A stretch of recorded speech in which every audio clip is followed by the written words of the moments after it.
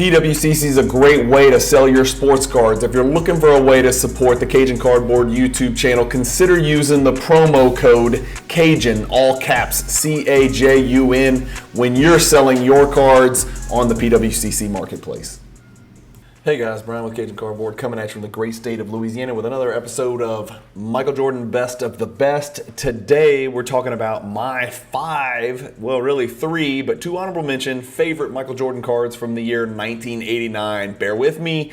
These 88, 89 years are very sparse. There is not a lot to choose from. There is nothing crazy sexy. It's going to be a lot of base stuff. It's going to be a lot of Star in the mid 80s. It's going to be a lot of Fleer in the late 80s. As we approach the year 1990, this will be the last video from the 80s, but as we approach the year 1990, all hell will break loose and there will be many options to choose from and a lot of great discussion points about what gets in and what gets out. Remember, these are not the most expensive cards. These are not the best cards. These are not the rarest cards. These are just my favorite cards as far as what they look like and what they mean to me, and maybe they evoke some memories. 89 especially evokes some memories because that was my freshman year in high school, and I had actually started collecting basketball cards. I did not start in 86, unfortunately, or 87, or 88, but in 89, I finally started buying hoops. I finally started buying Fleer basketball cards, and I was really getting into it, and it was starting to grow. And then, of course, I would phase out of the hobby in a couple years because of college and girls and money and, the same reason everybody else comes out of the hobby and then comes right back into the hobby when those things sort of settle. So let's screen share and let me take you through it. Again, we're going to start with two honorable mention cards. One of them is way the hell out there, and then then the other four are kind of cards that you guys should be familiar with, but we'll talk through them. So first card, weird card. We're talking about I don't even know how to pronounce it, the Camouflage. It's a Yugoslavian Michael Jordan card. I do not know a lot about it. If I sound like an idiot talking about it, it's because I am. I don't know anything about this other than if I see it, I recognize it, and I know that's the Yugoslavian one. I do think it's odd that in 1989, this is 3 years before the Dream Team would go to Barcelona and kind of, evangelize basketball to the entire planet, right? In 1992 is when the sport of basketball would change and never be the same. It would become a global sport. That would start the wheels. That was the impetus to the rest of the world trying to catch up and get to the point where now, you're looking at MVPs and like the last, 5 MVPs are all from another country. Well, that is the first time that's happened during a 5-year span. So it's sort of USA versus the world now. Maybe we'll do a Ryder Cup type thing one day, and in USA can play the world. But anyway, so this Yugoslavian card was 3 years before that last the Dream Team explosion and the Barcelona Olympics, and I've just got one pulled up. This is the one from Heritage Auctions. This is the highest selling one of all time, and it's a BGS 7. And if you're thinking that's not that great of a grade, let me tell you something. These are hard to find and very hard to grade. If I look this card up, it's only sold 21 times in any grade ever in the history of the universe on a public setting, and $10,200 was the highest price ever sold. Card Ladder estimates it's worth about $8,100 today in that particular grade. You'll see a lot of these, which are the old Beckett Blue label. Of course, Beckett has since, I think, changed what their authentic label looks like. It's not bright blue anymore. Some people liked it, some people hated it. Here's another Beckett Blue label. Here's another Beckett Blue label. It's very tough to grade these cards. Here's a raw one that actually sold in a top loader with no penny sleeve. So that's how important the card is. And by the way, it sold for $3,000. So that's number one on my honorable mention. I don't have much else to say about it. I don't own one. I have decided to eliminate foreign Michael Jordan cards for the most part. I've got one Estrellas, Fournier Estrellas, Spanish card or whatever in my collection, but I've kind of eliminated that and kind of focused on the inserts and parallels and then some of the 80s stuff as well, including the Star cards. So no autographs, no memorabilia, no North Carolina stuff, no college stuff, no non-playing year stuff, and no foreign or oddball stuff, So that's just me. The second honorable mention is a card everybody's going to recognize, and most Jordan collectors have in some grade or another. It's a PSA 10 on your screen, 1989 Fleer sticker. And so this is one of those cards and stickers, and we see this a lot in the 80s where they printed the shit out of it.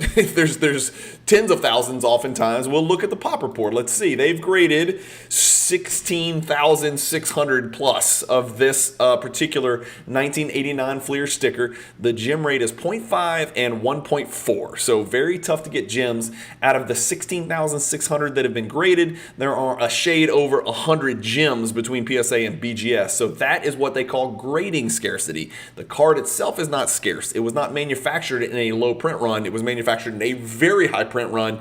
Grading PSA 10s make the sticker valuable. And as you can see, the PSA 10, which still eludes me, I'm still kind of waiting, but based on this graph that I'm looking at, the last one jumped from 2370 to 4,000. Maybe I'm waiting too long. We'll see when the shoe drops. None of these have sold since before Christmas of last year, but 4,000 for the PSA 10. If you start looking at the BGS 9, you know, it's a different ratio. We talk about the ratio between BGS 9.5 and PSA 10 all the time. The 9's actually running as well. So over the last year, the 9 is up 96%, the 10 is up 26%. What about the PSA 9? Up 56%. That's nuts, y'all. Okay, we're talking about a pop 1,485. We got to look at the 8s because that's kind of like the world that I'm living in. Those are actually down. There are 4,195 of those. So 8's down, 9's up, 9.5's way freaking up, and the PSA 10 is also way up. So that is the second honorable mention card. The first, number 3 on my list, if I had to choose, you know, again, aesthetics and all that. I remember opening these packs as a kid, and you could pull a lot of these, and that's why I liked it. I was trying to put the set together. Even back then, I was a nutso, weirdo set collector, and so I was opening packs trying to put together multiple 1989 Fleer sets, which is still would be a really cool set to have in PSA 10. You hear about 86 Fleer set collectors, 87 Fleer set collectors, even 88, but I haven't heard anybody like trying to put together the 89 set in PSA 10. It's sort of cost prohibitive right now at PSA. It's $15 minimum, and there's not that many valuable cards in this 1989 Fleer set. This one in PSA 10 is relatively valuable. It's a $1,000 card. It's over the last 6 months, it says it's up 19%, but take a little bit closer look at the graph. It's freaking all over the place. The last data point is up. The first data point is way down, so it's really hard to tell. Like if you started from here, the card would be down, 20%. So ignore this 19.41% right there. Just look at the graph, and then again, if you wanted to get real precise, you could go look at each of the sales over here in Card Ladder. But this to me looks pretty steady Eddie, pretty basic right there. In PSA 9, the card, same thing. It's up a little bit, but again, first data point, last data point, it could skew either way. It looks pretty steady to me. I would look at this number. The PSA 9 on average is about $64 because there are, 9,884. The PSA 10, there are only 1,131, so I would use that data point. I think you're looking at 900 to 1,000 for your PSA 10 copy. And you're looking at about for PSA 9 you're talking about $65. PSA 8 you're getting down there where anybody on earth, your kids and your kids' kids, could have this card. It is a $23 card. Keeping in mind it costs $15 just to grade with PSA. We saw the sticker was graded a lot, not in comparison to the 1989 Fleer. In 90 Fleer gets even crazier. We're about to get there, but I don't think 90 Fleer I thought was an ugly base card, so that's not going to make my list. I can promise you that.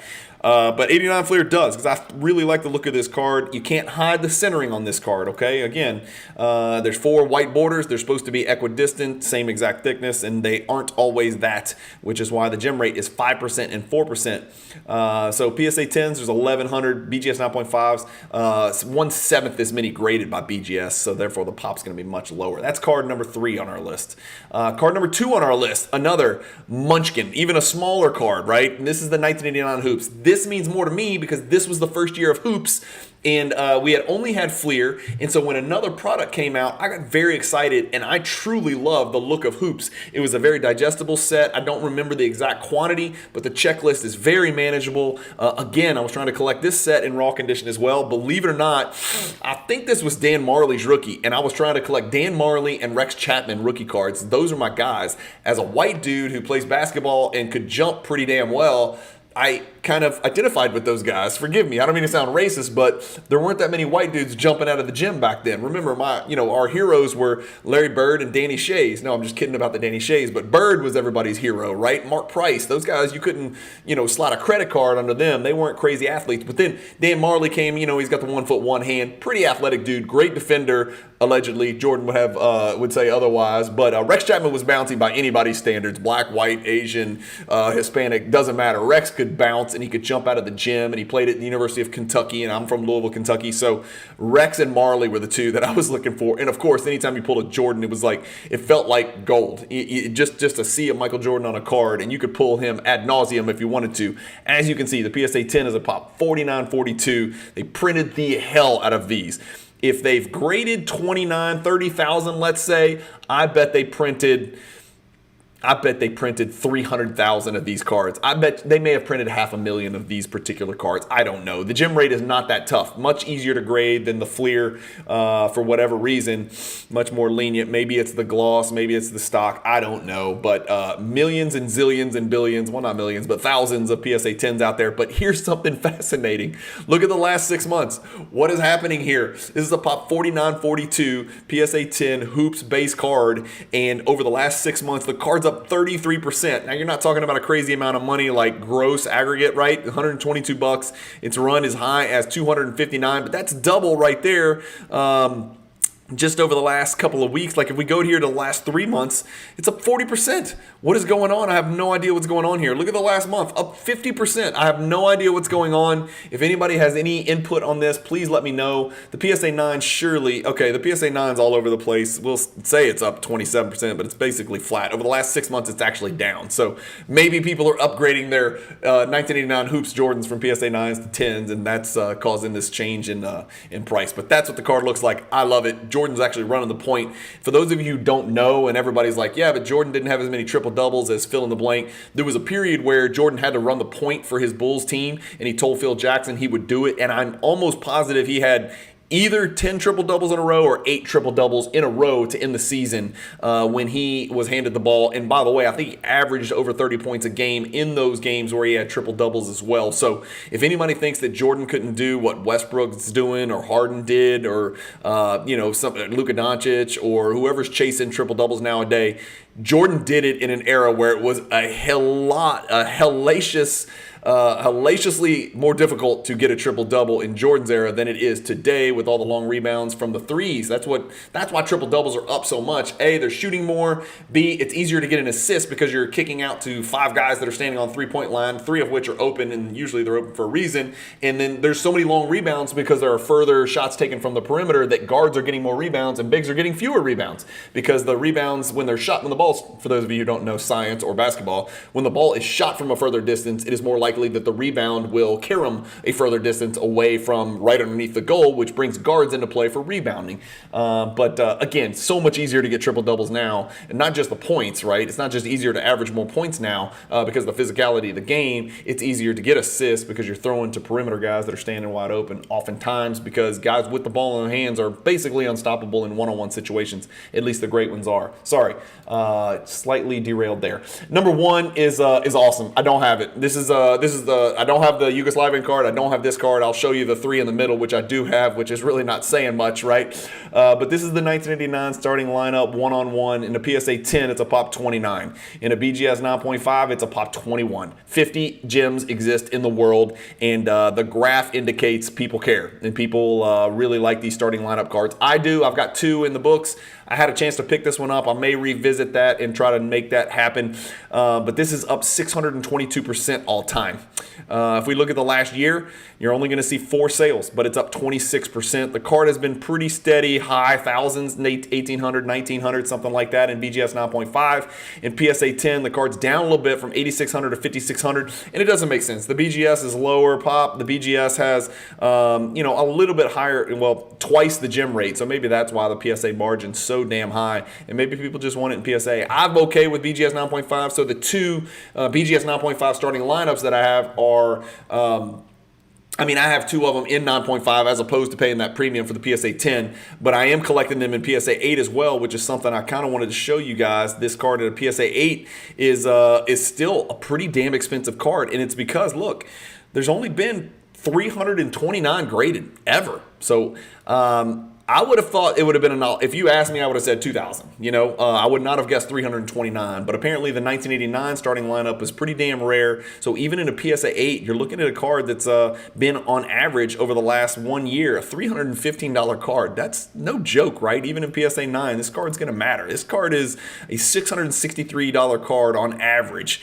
$550 for the last sale in a PSA 9. So that's it, guys. That's my best of the best. As always, I'm transparent. I'll show you what I got. I've opened my vault with my 89 Jordan cards that were in this list that you saw today. I've got the the 89 Fleer in PSA 10, ho-hum, not that big a deal. I've got the 89 Hoops in PSA 10, which we know is not a big deal, very affordable, but it's running for whatever. Go get your 89 Hoops before they run out. There's only 4,000. I've got the 8. I've got the 8 sticker. I do not have the 10 sticker. Again, I was trying to wait for that thing to drop, but it looks like I might have waited a little bit too long because it looked like the last one on our graph that we looked at actually jumped. If we go back and look at that graph, yeah, look at the last one, jumped from 2370 to 4,000. So I might have missed the boat on that one. We'll see where the next one ends. Maybe it'll even get worse. Another PSA 8, because I'm collecting 8s and 10s, another 8, and that's it. So that's all I have from 1989. Again, not the sexiest year, but hopefully you guys know we're building to a crescendo, and just like these Michael Jordan hierarchy videos are getting better and better as we kind of work our way down the period, down the hierarchy pyramid from one tier to another, going downward. We're working our way up chronologically into the 90s, where you guys know most of the excitement takes place for the Jordan stuff. And so thank you for watching these videos. I appreciate it. These are, again, just my personal opinion. I'm not saying these are the best cards by any stretch. I'm not saying they're the most valuable or the most rare. These are just the ones that I like the most, and it's just a great conversation piece. And that's it. As always, if you want to support the channel, check out the YouTube description. I'm not going to talk a long time about it. There's 4 ways to support the channel. Pick one, do it. I appreciate it, and I love you guys who have already supported the channel in such a measurable way thus far. Thank you guys for watching. Keep collecting. Stay positive in the hobby. Peace.